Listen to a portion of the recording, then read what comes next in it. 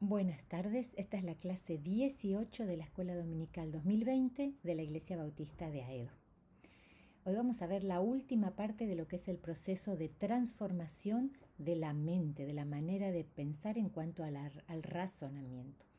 Y dijimos que renovar la manera de pensar eran dos cosas. Primero, modificar las ideas y los pensamientos de manera indirecta, a través de la información bíblica, veraz y completa. Y lo segundo, que esa información debe transformar nuestras ideas y nuestros pensamientos.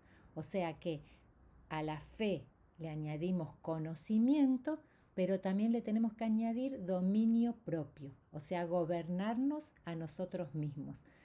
Nosotros decidir qué lugar vamos a dar a esa información recibida. En cuanto a esto, dice Pedro que en las cartas de Pablo hay algunas cosas difíciles de entender.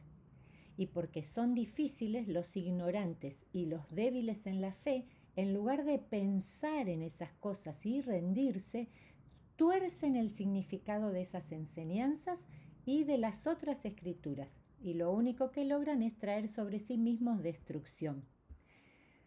Pablo también habla de este proceso y dice que cuando conocemos la verdad bíblica tenemos que comparar nuestras ideas y pensamientos, capturar los pensamientos contrarios y hacerlos que obedezcan a Cristo, forzarlos a obedecer. Esto es añadir a la fe información y a la información dominio de uno mismo. Tengo que alcanzar gobierno sobre mi propia manera de pensar. Y entonces tenemos que definir qué significa pensar en la Biblia, qué palabra usan. La palabra que usan viene de diálogo y significa deliberar por reflexión, dialogar con uno mismo. ¿Se acuerdan David que él decía, alma mía, ¿por qué estás así preocupada? ¿Por qué reaccionás de esa manera? O sea, un diálogo interno con uno mismo. Después de dialogar y de comparar, uno va a tener que tomar una decisión. ¿En dónde va a poner la confianza? Toda esa información que recibí, ¿en quién voy a poner la confianza para que eso modifique mis ideas y pensamientos? Lo interesante de esta palabra pensar, dialogar en griego, es que viene de logisomai, que significa estimar, hacer un inventario. Entonces, imagínate vos en tu mente tenés depósitos de información. Vos vas a hacer un inventario y vas a decidir en cuál información vas a poner tu confianza. Ese logisomai viene de logos, que es noticia, palabra, algo que se ha dicho. Por lo tanto, en cuanto a hacer este inventario interno de información recibida, ¿qué dice la Biblia acerca de este pensamiento, este pensar, esta reflexión interna? Dice lo siguiente. En Job dice que no hay ningún pensamiento, o sea, no hay ningún inventario que se esconda de Dios. Él conoce nuestros pensamientos. En el Salmo 139 dice que hacer inventario de la información de Dios es algo precioso para el alma. En Isaías dice que mantenerme pensando, o sea, mantener mi mente haciendo inventario de la verdad de Dios, produce paz. En Hebreos dice que la palabra de Dios, cuando yo estoy haciendo inventario de lo que leí, es como una espada tan profunda que puede revelar mis ideas y mis pensamientos más profundos para luego ser modificados. Y también dice Primera de Reyes, Dios dice a través de Elías que no debo vacilar, no debo estar indecisa entre dos pensamientos, sino que tengo que decidirme por uno. Si realmente creo que Dios es Dios, entonces tengo que decidirme a darle crédito a Dios y dejar de dudar entre lo bueno o lo malo, lo que yo quiero y lo que Dios quiere. Entonces, vamos a lo práctico. ¿Cómo dialogo conmigo mismo? ¿Cómo comparo esa información recibida con la verdad que está escrita? ¿Cómo hago para decidir a quién creer? ¿cómo voy a hacer para dar crédito a Dios en lugar de darle crédito al sistema o a mis propios razonamientos? Para eso tengo que dialogar, razonar, preguntarme a mí mismo. Es un ejercicio racional que se llama meditar. Meditar es el ejercicio regular acerca de dialogar con uno mismo. Y en la Biblia, meditar, aparte de ser un ejercicio mental, es un ejercicio espiritual, porque el Espíritu de Dios interviene a través de la palabra hablada y a través de la habitación que Él hace de nosotros mismos. Por lo tanto, en este meditar en la palabra, meditar en la Biblia, tenemos dos cosas para destacar. Primero, meditar en la Biblia es repetir silenciosamente las palabras de la Biblia. Y segundo, es que mientras estoy repitiendo las palabras de la Biblia, estoy abandonando por completo cualquier otra distracción externa. Y dice el Salmo 1 que hacer esto, meditar, o sea, repetir suavemente las palabras de Dios, eliminar todo otro pensamiento y concentrarme en lo que estoy pensando acerca de la verdad bíblica, dice que esto trae felicidad. Feliz el hombre que medita continuamente en la palabra de Dios. ¿Sobre qué hay que meditar? Dice la Biblia. Dice que hay que meditar en los hechos maravillosos de Dios. Hay que meditar en los mandamientos de Dios, en las obras, en los milagros que hizo Jesús. Hay que meditar en las ordenanzas y luego en esa meditación va a surgir la paz que va a gobernar mi vida. También dice que tenemos que meditar de día, de noche, al caminar, al estar acostado, en los tiempos libres, al estar viajando o esperando. Fíjense que decía, mi alma medita en ti en las vigilias de la noche, decía David. Cuando él tenía que hacer guardia y estar horas parado, aprovechaba esos momentos para meditar, para dialogar consigo mismo acerca de las verdades de Dios. Y en este diálogo interno, ¿qué te tenés que preguntar y cómo? Vamos a ver a través de la enseñanza de Jesús, cómo Jesús usaba este proceso de diálogo interno. Él lo usaba en la predicación y en la enseñanza. Y nos va a servir de guía para poder tener una manera, un modelo para dialogar con vos mismo. Vamos a ver en Lucas 4:16. Ahí Jesús enfrenta a los de la sinagoga de su ciudad natal que lo habían visto crecer desde pequeño. Y entonces él hace lo siguiente, y es lo que vamos a hacer nosotros cuando nos acercamos a la verdad bíblica. Primero les lee la Biblia, expone una verdad y dice, el Espíritu del Señor me ungió para liberar a los cautivos. Entonces, en un primer momento vos te vas a encontrar con una verdad bíblica. ¿Qué hace luego Jesús? La interpreta correctamente y dice, hoy se cumplió esta escritura. Es una escritura antigua, pero la interpreta. El cumplimiento es hoy. Luego los lleva a razonar. Ustedes están pensando, ¿cómo puede ser que el carpintero del barrio sea Dios, sea el ungido?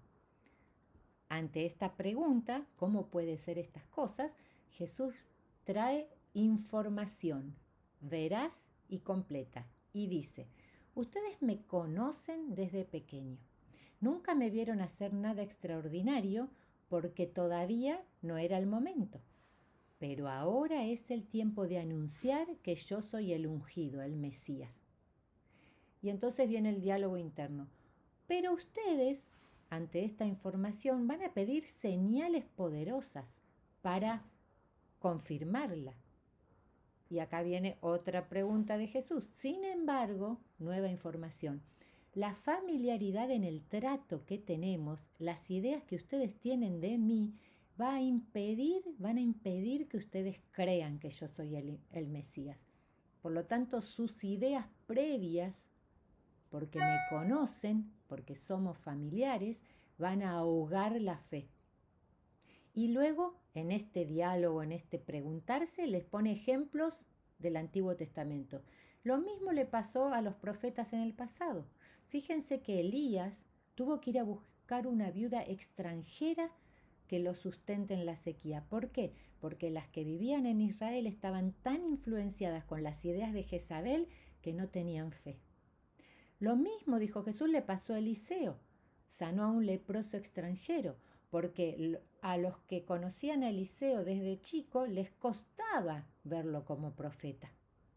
Entonces, ¿se dan cuenta del proceso? Jesús les hizo dialogar consigo mismo. O sea, Jesús estaba viendo todo el proceso de pensamiento de los que le escuchaban y lo puso en palabra. Confrontaba información con verdad bíblica, razonamiento, pregunta, repregunta y respuestas hasta que los dejó pensar. Ellos consideraron toda la información recibida de Jesús, la compararon con sus propias ideas y luego llegaron a una conclusión. O sea, hicieron inventario de sus ideas, agregaron la información recibida de Jesús y luego decidieron dar crédito a sus propios razonamientos. O sea, no le dieron crédito a Jesús, no le creyeron. Y sus acciones fueron consecuencia de no darle crédito a Jesús. Tomaron a Jesús por la fuerza, lo llevaron hasta la cima del monte y quisieron tirarlo al vacío para matarlo. Este es el proceso del pensamiento. Esto es lo que tenemos que hacer con la información veraz y completa para cambiar la manera de pensar. Tenemos que considerar la verdad, compararla con las ideas, luego meditar en esos hechos poderosos de Dios, meditar en ejemplos bíblicos, preguntarte a vos mismo si lo entendés, hacer inventario de todo lo que sabes del tema y de lo que Dios te dijo, y luego rendirte a la verdad. Una vez que te rendís a la verdad, que elegís creerle, darle crédito a Dios, tenés que repetirla. Meditar, repetirla, decirla despacio, decirla a cada momento, apartar todo otro pensamiento y dedicar tiempo a repetir esa verdad hasta que se haga parte de la urdimbre de tu proceso de pensar. Vamos a ver otro ejemplo positivo. En Mateo 6:24, Jesús utiliza este proceso de diálogo con uno mismo y dice así. Primero expone una idea y dice, la mente no puede estar dividida, no puede estar indecisa en el pensamiento porque eso genera preocupación. Una mente dividida paraliza la acción y genera angustia. Esta es la verdad, la expone Dios esta idea.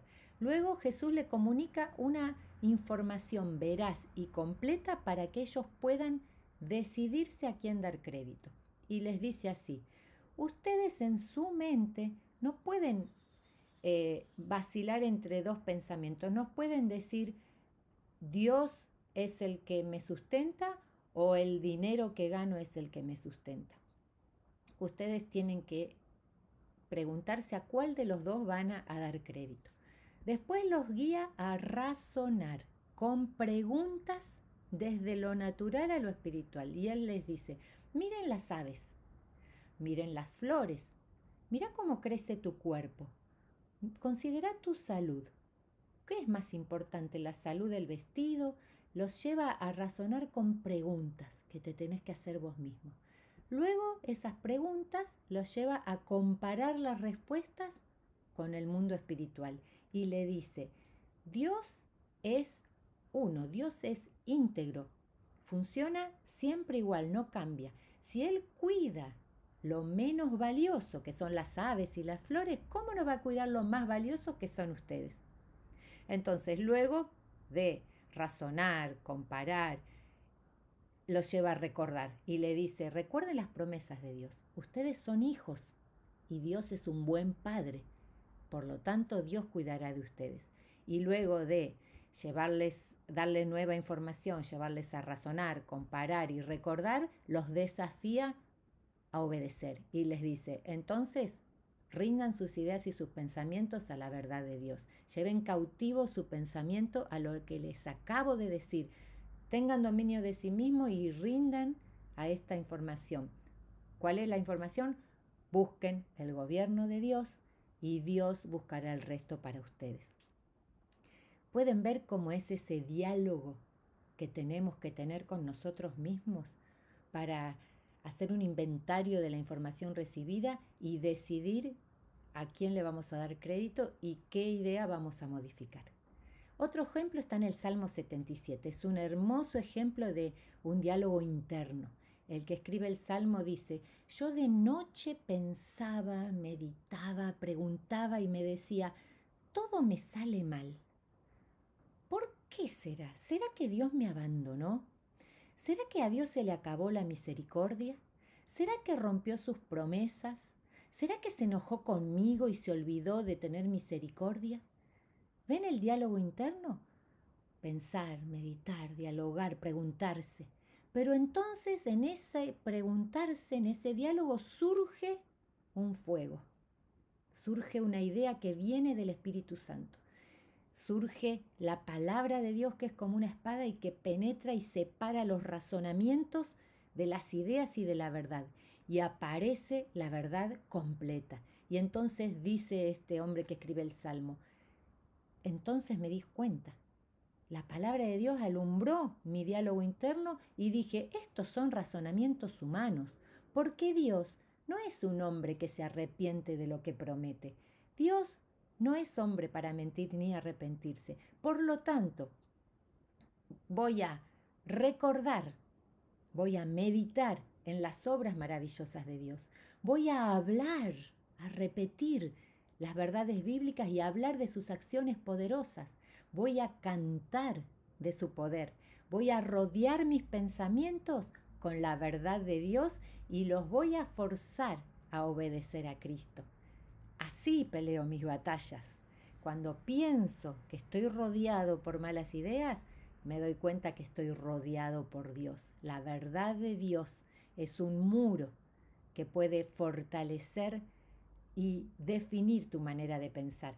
Porque una vez que identificaste con la palabra de Dios el error de la verdad, tenés que rendir tu voluntad. Dominio de sí. Tenés que rendir tu voluntad para desechar el error y abrazar la verdad. En la rendición a la verdad de Dios hay niveles. Son los materiales que había dicho Pablo que uno usa para construir su vida, desde el pasto seco y el barro, pasando por la madera y por el oro y las piedras preciosas. Entonces vamos a nombrar los 4 niveles de rendición a la verdad de Dios. En el primer nivel hay desinterés. No escucho, no creo ni obedezco. En el segundo nivel hay interés. Escucho, creo y obedezco. El tercer nivel es la voluntad rendida. Yo escucho la verdad de Dios, creo y obedezco. Y el cuarto nivel, el más alto de la rendición, es el amor. Yo ahí escucho, creo y obedezco, aún lo que no quiero obedecer. O sea, me someto con gozo a la voluntad de Dios. ¿Por qué? Porque alcancé un entendimiento tal que puedo ver que incluso todos los males ayudan para bien porque mi vida está en manos de Dios.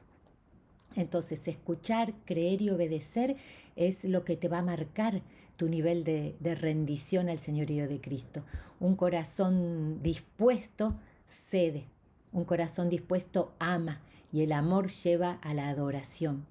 Y un adorador se adapta a la información recibida de Dios, cambia gradualmente sus pensamientos y como consecuencia cambia su vida.